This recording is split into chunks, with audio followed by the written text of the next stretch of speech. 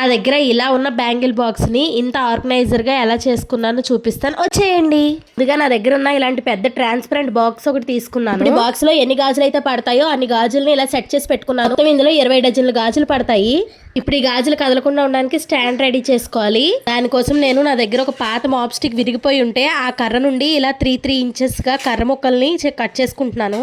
ఇప్పుడు ఈ కర్ర ముక్క ఎగుడు దిగుడు లేకుండా నిలబడాలంటే ఒక ఎమినీ పేపర్ మీద ఇలా కర్ర ముక్కని నీట్ గా రబ్ చేసేసుకుంటే సాప్ అయిపోయి నీట్ గా నిలబడుతుంది. ఎమినీ పేపర్ ఎలాంటి ఎలక్ట్రికల్ షాప్స్ లో అయినా దొరుకుతుంది, లేకపోతే గరుగ్గా ఉన్న నేల మీద అయినా సరే మీరు ఇలా గీకి సాప్ చేసుకోవచ్చు. ఇక్కడ మొత్తం నాకు 20 కర్ర ముక్కలు కావాలి. ఇలా సెట్ చేసుకొని మూత పడుతుందో లేదో చూసుకున్నాను. ఇప్పుడు ఒక మార్కర్ తీసుకొని ఆ కర్ర ముక్క దగ్గర మార్క్ చేసుకొని గుండు సీత్తో గానీ లేదంటే పిన్నీస్ తో గానీ ఇలా వేడి చేసి ఆ మార్కింగ్ మీదే కన్నాలు పెట్టుకోవాలి.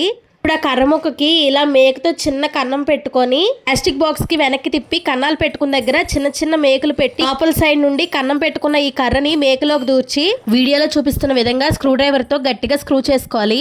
ఇలా ఒక్కొక్కటిగా మొత్తం స్క్రూ చేసేసుకోవాలి. కర్రలన్నీ స్క్రూ చేసేసుకున్న తర్వాత బాక్స్ చూడడానికి ఇలా ఉంటుంది. ముట్టుకొని కదిపినా సరే వెనకాతల స్క్రూ గట్టిగా బిగించి ఉండడం వల్ల కర్ర కదలదు. ఇప్పుడు మనం ఇందులోకి మంచిగా మన దగ్గర ఉన్న గాజులన్నిటిని ఇలా స్టాండ్ లో పెట్టేసుకున్నట్టు పెట్టేసుకోవడం. ఫంక్షన్ కి వెళ్ళాలంటే అంతా గాజులు క్లమ్జీగా లేకుండా ఇలా ఏ బ్యాంగిల్స్ కా బ్యాంగిల్స్ తీసుకొని మళ్ళీ క్యాప్ పెట్టేసుకోవడమే. నాకైతే బ్యాంగిల్ ఆర్గనైజర్ చాలా బాగా నచ్చింది, నాకు బాగా యూజ్ అవుతుంది. ఇంతకీ నా మీద ఎంతో ప్రేమతో మా డాడీ తయారు చేసి ఇచ్చిన ఈ బ్యాంగిల్ ఆర్గనైజర్ మీకు ఎలా అనిపించిందో కామెంట్ సెక్షన్ లో కామెంట్ చేయండి. అలానే మన ఛానల్ ని సబ్స్క్రైబ్ చేసుకోండి.